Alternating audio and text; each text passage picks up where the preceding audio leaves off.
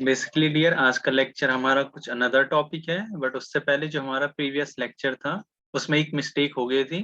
तो बेसिकली सबसे पहले वो मिस्टेक सही करते हैं, फिर आगे बढ़ते हैं।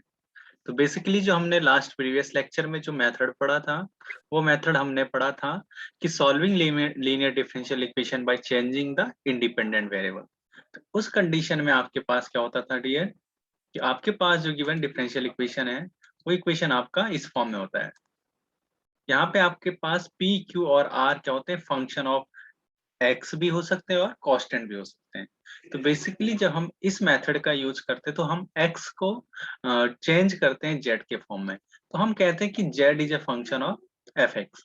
तो यहाँ पे हम क्या करते हैं, जब हम इस इक्वेशन फर्स्ट को हम क्या करते हैं, चेंज करते हैं। तो हम यहाँ पे del y by del x हाँ, की वैल्यू ये पुट करते हैं, और second things del square y by del x square की वैल्यू ये पुट करते हैं। जब हम इन दो वैल्यूज को इन इक्वेशन फर्स्ट में पुट करते हैं, तो जब आप इसे सिंप्लीफाई करते हैं, ये मैंने स्किप कर दिया था प्रीवियस लेक्चर में, तो आप देख सकते हैं कि आप यहाँ से सीख सकते हैं कि जब आप पुट करते हैं वैल्यू और इसे सिंप्लीफाई करते हैं, तो बेसिकली जो ये पोर्शन होता है, इस पोर्शन को हम कहते हैं P1। ये पोर्शन आता है आपका, ये पोर्शन। बट यहाँ पे डियर एक्चुअल में क्या हो गया, ये मिस्टेक, ये बाय मिस्टेक क्या हो गया, यहाँ पे ब्रैकेट यहाँ लग गया है, जिस वजह से ये फॉर्मूला हमारा गलत हो गया था। यहाँ पे ये मिस्टेक है इस बुक में, इसीलिए मैंने ये बुक यूज करा है कि ताकि आपको पता लगे कि यहाँ मिस्टेक है।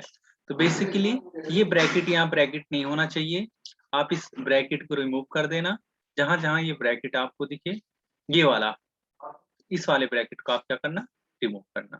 तो यहाँ से आपके जो नए, जब आपकी इक्वेशन रिड्यूस होकर इस फॉर्म में कन्वर्ट होता है, यहाँ पे P1, Q1 और R1 की वैल्यू का मतलब होता है, P1 की वैल्यू ये होता है, Q1 की वैल्यू ये, और R1 की वैल्यू ये आपके पास ये गिवन होता है। तो यहाँ पे आपके पास जब आप इस इक्वेशन को, इक्वेशन नंबर 2 को, इसको क्या करते हैं, सॉल्व करते हैं, तो इस कंडीशन में आपके पास दो कंडीशन बनते हैं। या तो आप P1 को क्या करते हैं, 0 के इक्वल टू इक्वेट करते हैं, या Q1 को आप कांस्टेंट लेके किसकी वैल्यू फाइंड करते हैं, Z equal to f x. यानी आपका काम है जेड की वैल्यू फाइंड करना इन दो कंडीशन पर, P1 इक्वल टू 0 पुट करके, या Q1 equal to constant term A लिया है, यहाँ पे आप कुछ भी ले सकते हैं। तो ये आपके पास दो मेथड होते हैं। तो बेसिकली जो हमने इससे प्रीवियस इसमें हमने क्वेश्चन करा था, तो हमने ये क्वेश्चन करा था, यहाँ पे आप देख सकते हैं कि आपके पास जो गिवन डिफरेंशियल इक्वेशन है, linear differential equation of second order है, बट साथ में ये क्या है, वेरिएबल कोफिशिएंट। तो यहाँ पे p की वैल्यू cot x है, और q की वैल्यू यहाँ पे 4 cosec स्क्वायर x है।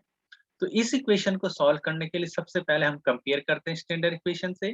जैसे ही आप स्टैंडर्ड इक्वेशन से कंपेयर करते हैं, तो आपको P, capital Q, capital R की वैल्यू यहाँ पे आपको दिखता है। इसके बाद आप क्या लिखते हैं, direct changing the independent variable x to z। तो यानी यहाँ पे आपको क्या करना है, चेंज करने के लिए यहाँ पे आपने लिखना है z equal to f x. तो आप z बराबर एफ एक्स क्या करें, नया इंडिपेंडेंट वेरिएबल क्या करें, इंट्रोड्यूस।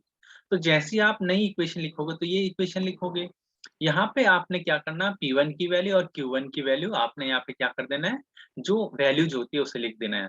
और R1 की वैल्यू तो क्या होगा, 0 ही होगा। क्यों होगा, क्योंकि R की वैल्यू क्या है, 0। इसके बाद दो केस बनते हैं। हमने कहा कि हमें फाइंड करना है एफ एक्स, यानी एफ एक्स बराबर यानी जेड फाइंड करना है, यानी न्यू वेरिएबल क्या होगा हमारा। तो ये फाइंड करने के लिए दो केस अराइज होते हैं। या तो आप P1 को क्या कर दो, 0 पुट कर दो, या Q को क्या मान दो, कांस्टेंट। दो केस यानी दो मेथड आप यूज कर सकते हैं क्या फाइंड करने के लिए, f z equal to z find करने के लिए। तो इस कंडीशन में जब P1 की वैल्यू 0 पुट करा, तो हम जानते हैं कि P1 की वैल्यू एक्चुअल में ये होता है। तो हमने P1 की जगह ये वैल्यू पुट करने पे, इस इक्वेशन को सिंप्लीफाई करने से ये इक्वेशन बना। इस इक्वेशन का भी सॉल्यूशन निकालना पॉसिबल नहीं था, तो हमने यहाँ पे एज्यूम करा कि del Z by del x की वैल्यू कितनी है, v। यहाँ पे देख सकते हैं आप, इसकी वैल्यू हमने क्या कंसिडर करा, v। अगर इसकी वैल्यू v करा, सपोज मैं इसे इक्वेशन नंबर ए दे देता हूँ, और हम इसका यूज करेंगे।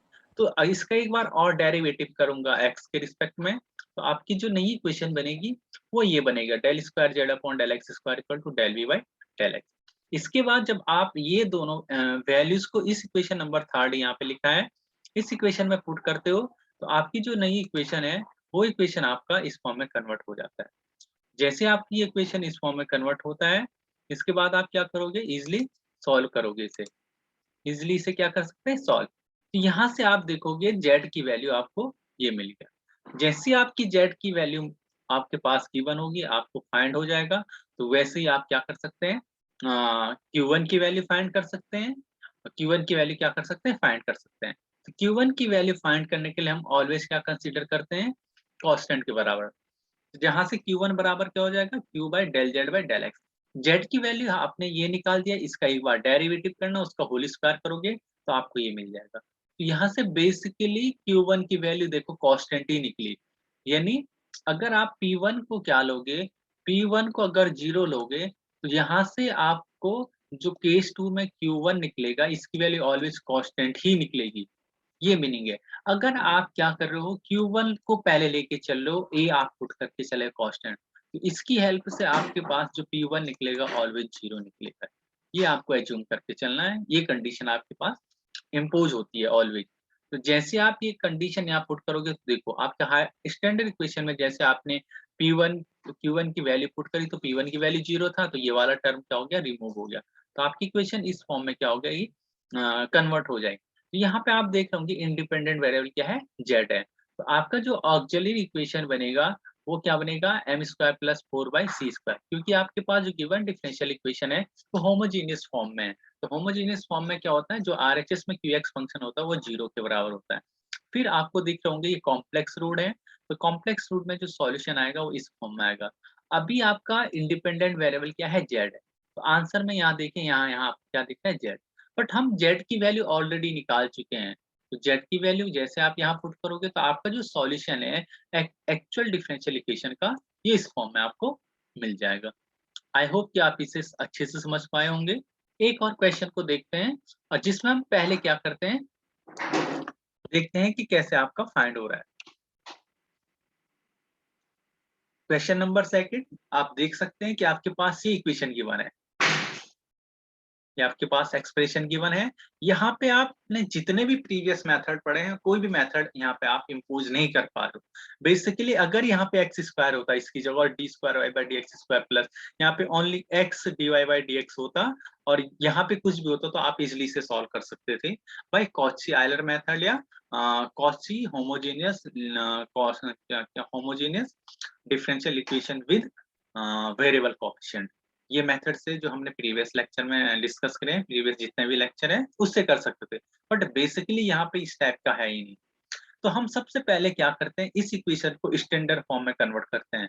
तो स्टैंडर्ड इक्वेशन में आपने देखा होगा जो सेकंड ऑर्डर का डेरिवेटिव है उसके साथ जो कांस्टेंट टर्म होता है वो सिर्फ 1 होता है, कोई भी अदर टर्म नहीं होता है।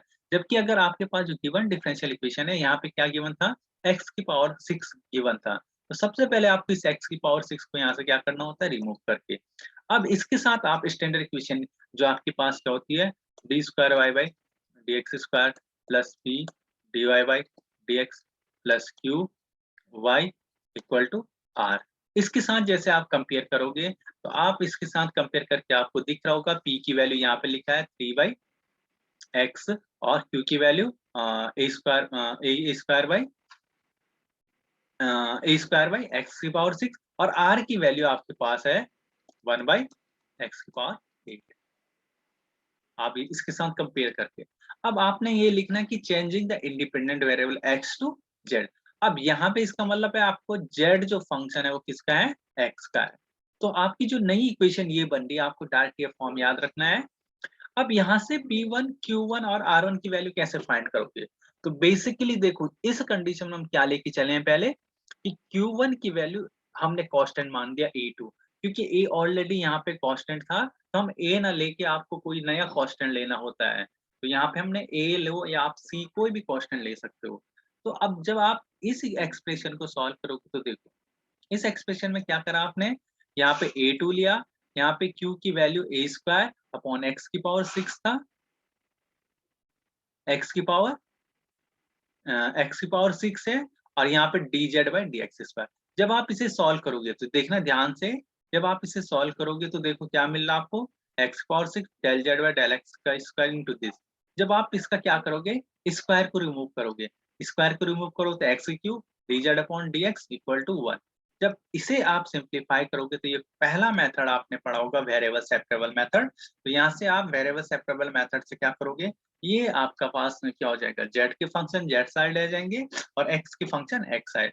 इसके बाद आप इसका इंटीग्रेशन करते हो तो देखो आपको z की वैल्यू मिल गया। यानी आप इस कंडीशन में z की जगह ये वैल्यू पुट करनी पड़ेगी इस एवर एक्सप्रेशन में, जब आप इसे अनदर फॉर्म में क्या करोगे, रिड्यूस करो। तो जैसे आप इसे पुट करोगे तो यहाँ से आपको ये वैल्यू मिल गया। यहाँ से एक और चीज, अब आपको क्या चाहिए, ये वाला टर्म चाहिए, क्योंकि आपको Q के लिए P1 के लिए ये भी तो चाहिए। ये देखिए del del D square Z upon D x square. तो आपके पास del Z by del x की वैल्यू यहाँ पे ये फाइंड था। मैं दूसरे कलर से बताता हूँ ताकि आपको दिखे। तो देखिए ये तो आपका del Z by del x की वैल्यू है। इसका एक बार अगेन डिफरेंशिएट करोगे तो आपको ये वैल्यू मिलेगा। अब हम P1 की वैल्यू जानते हैं, P D Z by d x plus D square Z by d x square upon D Z upon D x का होल स्क्वायर।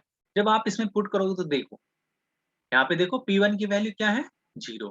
पहले वाले कंडीशन हमने P1 बराबर क्या किया था, 0 लेके Z की वैल्यू फाइंड करा था FZ का। तो यहाँ से आपका जो Q की वैल्यू निकली थी वो कांस्टेंट निकली थी। इस वाले में हम उल्टा चले, यहाँ हम पहले Q1 को क्या मान के चले, कांस्टेंट टर्म के। जब इसे सॉल्व करा, इसके वजह हमने P1 की वैल्यू फाइंड करी तो ये 0 निकला। तो आप चाहो तो पहले Q1 को कांस्टेंट लेके चलो या सेकंड में आप P1 को कांस्टेंट लेंगे, दोनों में से कोई भी मेथड आप सॉल्व करोगे आपका इजीली आंसर मिल जाएगा। जैसे आपको यहाँ पे R1, अब देखो R1 की वैल्यू भी R अपॉन ये होता है, तो यहाँ से भी आपको R की वैल्यू मिल गया। तो उसके बाद आप जब सारी वैल्यूज इस क्वेश्चन में सब्स्टिट्यूट करोगे, ये वाली इसे मैंने 1 दिया है, तो इसमें सब्स्टिट्यूट करने से देखना डियर आपकी जो इक्वेशन है वो इस फॉर्म में कन्वर्ट हो गया। ये आपकी नई इक्वेशन बन गया। तो आपके पास ये यहाँ पे Q की वैल्यू a स्क्वायर निकली है और R की वैल्यू आपकी -2z निकली है। अब देखिए ये लीनियर इक्वेशन है, linear equation with constant coefficient. तो ये लीनियर इक्वेशन विद क्या है, कांस्टेंट कोएफिशिएंट। कांस्टेंट कोएफिशिएंट है तो आप इजीली इसे सॉल्व कर सकते हैं, क्योंकि हम बहुत अच्छे से जानते हैं कि इसे कैसे सॉल्व करते हैं। ऑक्सिलरी इक्वेशन में कन्वर्ट कर दीजिए, उसके बाद आपके रूट्स फाइंड करें। रूट फाइंड करने के बाद आपको याद रखना है कि रूट्स कैसे हैं, रियल है या कॉम्प्लेक्स है। तो उसके अकॉर्डिंग आप इसका वैल्यू क्या करिए, फाइंड। अब इसका पीआई निकालना है। तो पीआई में देखिए जो आपका क्यूएक्स फंक्शन है वो पॉलिनोमियल फंक्शन है, Z is a polynomial function. तो पॉलिनोमियल फंक्शन में आपको याद हो तो इस फॉर्म में कन्वर्ट किया जाता है। तो आपके पास नीचे एफ डी फंक्शन है, एफ डी फंक्शन को अगर आपको याद हो तो इसे हम क्या लिखते हैं, 1 प्लस एफ डी फॉर्म में कन्वर्ट करते हैं। एक 1 होना चाहिए और रिमेनिंग एफ डी कहते हैं। ये मेरा अगर कैपिटल एफ डी है तो ये 1 plus small F D form में कन्वर्ट करते हैं। इसके बाद जब आप इसको ऊपर ले जाएंगे तो इसकी पावर क्या आ जाएगा, इनवर्स।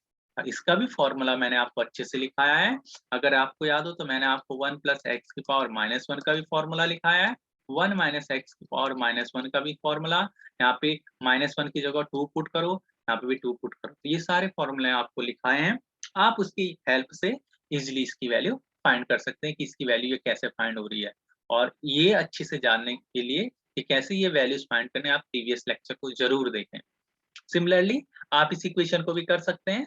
आई होप कि आपको इक्वेशन पहचानना है, सबसे मोस्ट इंपॉर्टेंट वर्क होता है कि आपको इक्वेशन पहचानना आना चाहिए। यहाँ कहीं पे नहीं लिखा है कि इसे आप चेंज इसी मेथड से करो, यहाँ ओनली लिखा है सॉल्व द इक्वेशन। अब ये आप पे डिपेंड करता है कि आपकी कितनी ज्यादा प्रैक्टिस है और कितने अच्छे से आप ये चीजें समझ पा रहे हैं। आई होप कि आप ये चीजें समझ पाओगे और अच्छे से इन्हें कर पाओगे। जो आज का मेरा मेन टॉपिक है उस टॉपिक पे जाता हूँ मैं, इसकी एप्लीकेशन। एप्लीकेशन की बात करूं मैं, एप्लीकेशन टू डिफरेंशियल इक्वेशन, तो यानी इसका जो एप्लीकेशन है in the sense of engineering, तो कहाँ कहाँ इनका यूज कर सकते हैं, कोई भी अगर इंजीनियर है तो वो कहाँ यूज करता है basically according to your syllabus. तो पहला जो आपके पास गिवन है कि डिफरेंशियल, क्योंकि जो भी आपके पास डिफरेंशियल इक्वेशन होती है, अगर बेसिकली आपने फिजिक्स अच्छे से पढ़ी है तो आप जानते हैं कि d y by d x जो शो करता है वो एक्चुअल में वेलोसिटी को शो करता है।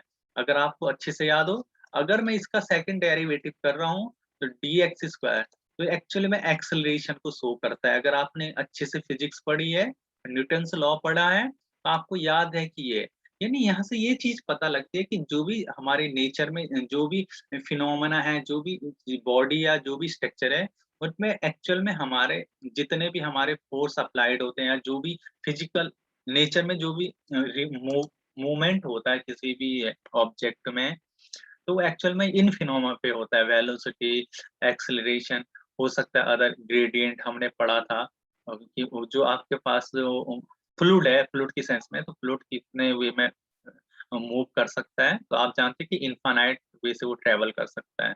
और हम जो भी चीज़ की स्टडी करते हैं, एक्चुअल में वो फ्लूइड के अंदर ही करते हैं। तो फ्लूइड का मतलब क्या है कि जैसा हमारा एटमॉस्फेयर है, तो अपने आप में क्या है, फ्लूइड ही है, मतलब गैसेस फॉर्म में है, तो वो एक्चुअल में फ्लूइड ही होता है। तो हम कोई भी चीज़ का ऑब्जेक्ट का जब स्टडी करते हैं, तो वो डिपेंड करता है कि किस वे में हम कर रहे हैं। तो अकॉर्डिंग टू अलग-अलग सब्जेक्ट हैं, पर बेसिकली अभी आपका जो पहला एप्लीकेशन है, ये एप्लीकेशन है आपका इलेक्ट्रिकल सर्किट में। तो जब भी इलेक्ट्रिकल सर्किट की बात करते हैं, कोई भी अगर आपके आपने पढ़ा होगा अच्छे से 12th में, इलेक्ट्रिकल सर्किट किस टाइप से बनता है, इसमें एसी-डीसी, और यहाँ पे आप एक बैटरी का यूज़ करके इस टाइप से बनाते हैं। तो इसे कैसे करते हैं? तो लिखा है पहला जो इसका होता है voltage source which may be A battery और जनरेटर। तो आप ये जानते हैं कि ये आपने भली-भांति देखा होगा। Second, resistance, inductance and capacitance. तो ये 3 चीज़ें आपको याद रखना है कि इनका यूज़ आप करते हैं। अब ये इनका जो सिंबॉलिक है वो किस टाइप से आपको यूज़ करना है। जो आपके पास अभी जो गिवन डिफरेंशियल इक्वेशन बनेगी इन सर्किट के लिए वो कैसे बनेगा? तो यहाँ पे एलिमेंट दे रखे हैं। अगर चार्जर की बात करें तो इसको जो सिंबल होगा, डिनोटेशन होगा वो क्यू से होगा, और इसका आप जानते हैं कि क्योंकि ये ऐसी यूनिट होती है जिनकी कोई डायमेंशन होती है। तो इसकी जो यूनिट्स है, इसकी यूनिट्स है कूलम्ब्स। आप ये आप देख सकते हैं, ये आपका काम है। बस मैं आपको करंट को जो हम रिप्रेजेंटेट करेंगे आई से करेंगे, रेजिस्टेंस की बात करेंगे तो रेजिस्टेंस को आर से, और आप जानते हैं रेजिस्टेंस का सिंबल मैथ में वो ग्राफिकली इस फॉर्म में होता है। सिमिलरली इंडक्टेंस का जो है वो एल से डिनोट करेंगे, और कैपेसिटेंस को आप सी से डिनोट करोगे, और इलेक्ट्रोमोटिव या वोल्टेज, इलेक्ट्रिक मोटिव फोर्स आपने पढ़ा होगा, ईएमएफ बोलते हैं इसे। तो इसको कांस्टेंट होता है, ये वोल्टेज आपके पास पर्टिकुलरली गिवन होता है, तो इसे वी से डिनोट करते हैं, और वेरिएबल वोल्टेज को आप डिनोट करते हैं वी, इसे भी वी से ही डिनोट करते हैं, दोनों को वी से। अब देखते हैं कि कोई भी इलेक्ट्रिकल सर्किट अगर बनता है तो वो किन-किन चीज़ पे डिपेंड करता है, वो कौन-कौन से लॉ होते हैं। तो पहला जो करंट होता है वो डिपेंड करता है चार्ज।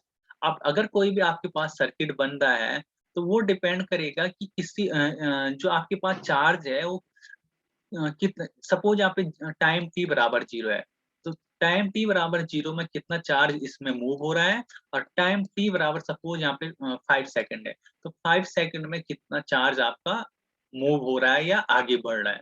तो वो डिपेंड करता है कि चार्जेज़ में कितना रेट ऑफ चेंज हो रहा है किसी पर्टिकुलर पार्ट में। Second, voltage drop across resistance. तो वोल्टेज ड्रॉप अक्रॉस रेजिस्टेंस का मतलब है कि जब आपका जो भी आपके पास ये वाला सिंबल होगा, यानी यहाँ से आपका जब वोल्टेज मूव होगा तो इसमें जो ये रेजिस्टेंस है, इसमें क्या क्या सिचुएशन बनेगी। तो जो ये फॉर्मूला है आपका R बराबर, R की रेजिस्टेंस को R I, और I की वैल्यू क्या है, del Q by del T।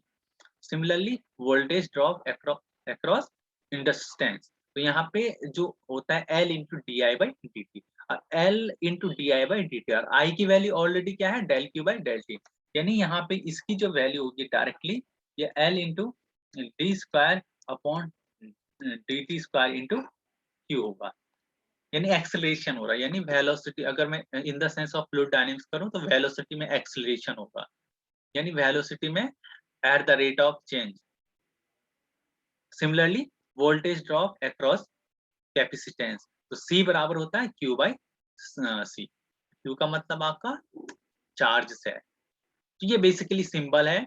Similarly आपने किरचॉफ लॉ भी बहुत अच्छे से पढ़ा होगा। अगर आपको अच्छे से 12th में आपने ये पढ़ा होगा कि इस टाइप से आप किरचॉफ लॉ को यूज करते हैं।